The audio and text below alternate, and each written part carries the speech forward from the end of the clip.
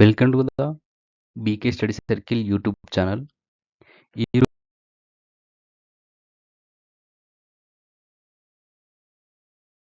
ఈరోజు మనం ఈ వీడియోలో 2026 ఫిబ్రవరి 7 సంబంధించిన ముఖ్యమైన కరెంట్ అఫైర్స్ డిస్కషన్ చేద్దాం. ఫస్ట్ వన్ వచ్చేసి పరీక్ష పే చర్చ మొదటి విడత ఎప్పుడు జరిగింది? జవాబు 2018 ఫిబ్రవరి 16న జరిగింది.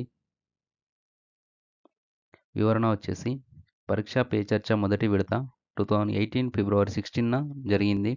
రెండవ విడత 2019 జనవరి 29 న్యూఢిల్లీలో జరిగింది. మూడవది 2020లో, నాలుగవది 2021 ఏప్రిల్ 7న ఆన్లైన్ సమావేశం ద్వారా జరిగాయి. తాజా 9వ విడత కార్యక్రమం 2026 ఫిబ్రవరి 6న ఉదయం 10 గంటలకు జరిగింది. ఈ సంవత్సరం మొదటిసారిగా ఢిల్లీలోని లోక్ కళ్యాణ్ మార్గ్ 7తో పాటు దేశవ్యాప్తంగా 4 వేర్వేరు ప్రాంతాల నుండి దీన్ని నిర్వహించారు. అవి తమిళనాడులోని కోయంబత్తూర్, ఛత్తీస్గఢ్లోని రాయ్పూర్, గుజరాత్లోని దేవ్మోగ్రా, అస్సాంలోని గౌహతి. నెక్స్ట్ కరెంట్ అఫైర్ వచ్చేసి బ్లాక్ స్వాన్ సమ్మిట్ ఇండియా 2026 ఎక్కడ ప్రారంభమైంది? జవాబు భువనేశ్వర్.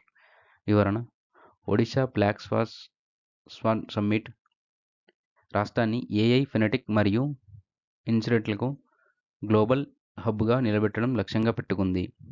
భారత నేత్ర ఇనిషియేటివ్ కింద ఒడిశా ప్రభుత్వం దీనిని ప్రారంభించడంతో ఏఐ ఫెనెటిక్ మరియు ఇన్సిడెంట్లకు రాష్ట్రాన్ని ప్రపంచ గమ్యస్థానంగా మార్చే లక్ష్యంతో 2 రోజుల బ్లాక్ స్వాన్ సమ్మిట్ ఇండియా 2026 భువనేశ్వర్లో ప్రారంభమైంది. ఒడిశా సీఎం వచ్చేసి మోహన్ చరణ్ మాజీ, గవర్నర్ వచ్చేసి కంబాటి హరిబాబు. ఇక్కడ ఫేమస్ ఫెస్టివల్ వచ్చేసి శ్రీ జగన్నాథ ఆలయం.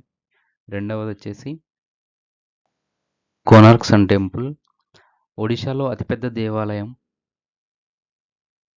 దేవాలయం వచ్చేసి Lingaraja temple. Next current affair చూద్దాం.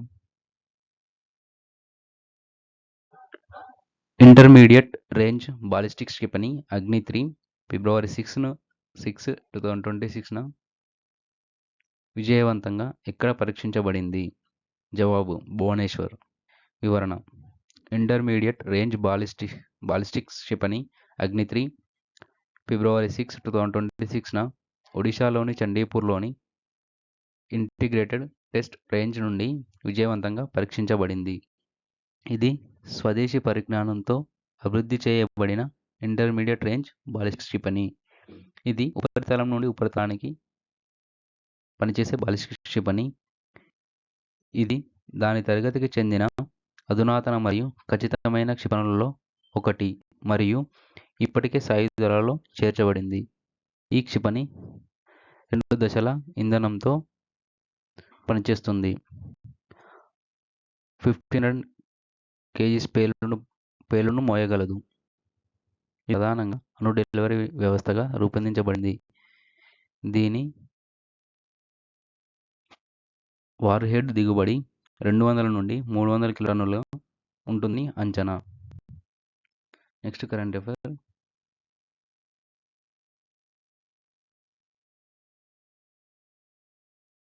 ఈ దర్బాన్ని కొనసాగించాలని ఏ మహిళను, ముఖ్యంగా మైనర్లను బలవంతం చేయలేమని ఏ కోర్టు స్పష్టం చేసింది?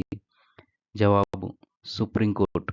వివరణ ఇష్టం లేని గర్భాన్ని కొనసాగించాలని ఏ మహిళను, ముఖ్యంగా మైనర్లను బలవంతం చేయలేమని సుప్రీంకోర్టు స్పష్టం చేసింది. 30 వారాల గర్భం దాల్చిన మైనర్ బాలికకు గర్భవిచ్ఛిత్తి చేసుకునేందుకు అనుమతిస్తూ మహిళల స్వయం ప్రత్యుత్పత్తి హక్కును కోర్టు సమర్థించింది. బాంబే హైకోర్టు నిరాకరణను తోసిపుచ్చుతూ ఈ నిర్ణయం తీసుకుంది. తీర్పులోని ముఖ్యాంశాలు చూద్దాం. ప్రత్యుత్పత్తి హక్కు గర్భాన్ని కొనసాగించాలా లేదా అనేది మహిళ నిర్ణయం. దీనిపై ఒత్తిడి చేయకూడదు. మైనర్ కేసు 18 ఏళ్లలోపు బాలికల విషయంలో వారి మానసిక శారీరక స్థితిని పరిగణలోకి తీసుకుని 20 నుంచి 24 వారాల కంటే ఎక్కువ కాలం ఉన్నప్పటికీ గర్భవిచ్ఛిత్తికి అనుమతి ఇవ్వవచ్చు. మానవతా దృక్పథం గర్భ విచ్ఛితికి అనుమతించకపోతే అసురక్షిత పద్ధతుల వైపు వెళ్లే ప్రమాదం ఉందని కోర్టు ఆందోళన వ్యక్తం చేసింది.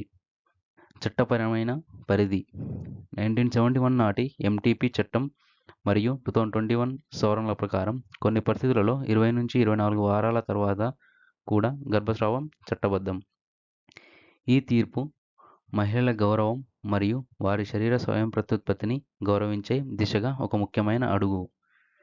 ప్రజెంట్ సుప్రీంకోర్టు ప్రధాన న్యాయమూర్తి వచ్చేసి జస్టిస్ సూర్యకాంత్. ఈయన 53వ ప్రధాన న్యాయమూర్తి. ఈయన నవంబర్ 24, 2025న పదవి బాధ్యతలు చేపట్టారు. Next current affair. ఇటీవల వార్తల్లో నిలిచిన వాహన పోర్టల్ విశిష్టత ఏమిటి? జవాబు: వాహన రిజిస్ట్రేషన్ కోసం ఇంటిగ్రేటెడ్ సొల్యూషన్. వివరణ వచ్చేసి కేంద్ర ప్రభుత్వ పరివాహన్ పోర్టల్లో భాగమైన వాహన్ పోర్టల్ ద్వారా వాహన రిజిస్ట్రేషన్, ఆర్సీ బదిలీ, పర్మిట్ మరియు ఇతర సేవలను ఆన్లైన్లో పొందవచ్చు. తెలంగాణ మరియు ఆంధ్రప్రదేశ్లో కూడా ఈ పోర్టల్ ద్వారానే రవాణా సేవలు, వాహన యజమాని వివరాలు మరియు ఆర్సీ స్టేటస్లను సులభంగా తెలుసుకోవచ్చు. వాహన నంబర్ ద్వారా యజమాని పేరు, ఆర్సీ వివరాలు మరియు ఇన్సూరెన్స్ వంటి సమాచారాన్ని తెలుసుకోవచ్చు. ఆర్సీ బదిలీ, అడ్రస్ మార్పు మరియు పర్మిట్ దరఖాస్తులను ఆన్లైన్లో తెలుసుకోవచ్చు. కొత్త వాహన రిజిస్ట్రేషన్ ప్రక్రియను సులభతరం చేస్తుంది. నెక్స్ట్ కరెంట్ అఫైర్ వచ్చేసి అమరావతి క్వాంటమ్ వ్యాలీకు శంకుస్థాపన ఎవరు చేశారు? జవాబు వచ్చేసి ఎన్ చంద్రబాబు నాయుడు. వివరణ వచ్చేసి ఆంధ్రప్రదేశ్ ముఖ్యమంత్రి ఎన్ చంద్రబాబు నాయుడు శనివారం అమరావతి క్వాంటమ్ వ్యాలీకు శంకుస్థాపన చేయడం రాష్ట్రానికి కాకుండా దేశానికి ఒక చారిత్రక క్షణం అని అభివర్ణించారు. ఈ ఇనిషియేటివ్ భారతదేశాన్ని ప్రపంచ క్వాంటమ్ విప్లవంలో ముందంజలో ఉంచుతుందని నొక్కి చెప్పారు. రాబోయే దశాబ్దాలలో క్వాంటమ్ పరివర్తనకు దారితీసే మరియు ప్రపంచ విప్లవంలో భారతదేశాన్ని ముందంజలో ఉంచే బలమైన ప్రపంచ ప్రతిభను సృష్టించడాన్ని ఇది సూచిస్తుంది అని ఆయన చెప్పారు. ఏపీ గవర్నర్ వచ్చేసి Abdul Nazeer. Next current affair చూద్దాం.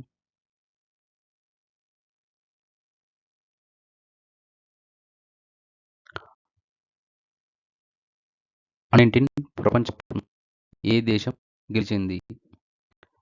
జవాబు: భారతదేశం. ఆస్ట్రేలియా డిఫెండింగ్ ఛాంపియన్గా నిలిచింది.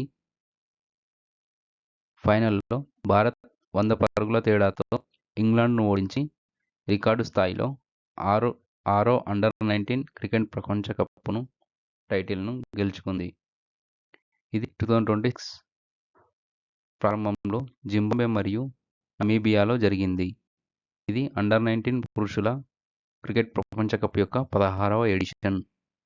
ఐసీసీ అండర్-19 పురుషుల క్రికెట్ ప్రపంచ కప్ అనేది అంతర్జాతీయ క్రికెట్ కౌన్సిల్ నిర్వహించే అంతర్జాతీయ క్రికెట్ టోర్నమెంట్. దీనిని జాతీయ అండర్-19 జట్లు పోటీ చేస్తాయి. మొదట 1988లో యూత్ క్రికెట్ ప్రపంచ కప్గా పోటీ పడింది. ఇది 1998 వరకు మళ్ళీ నిర్వహించబడలేదు. 1998 వరకు మళ్ళీ నిర్వహించబడలేదు. ఇది 175 పురుషుల 2026 అండర్-19 ప్రపంచ కప్ ఫైనల్లో ఇంగ్లాండ్పై వైభవ్ సూర్యవంశీ చేసిన స్కోరు.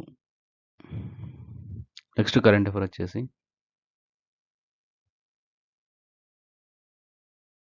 ఇవి అండి ముఖ్యమైన current affairs. Thank you for watching. Thank you. Please like and share and subscribe.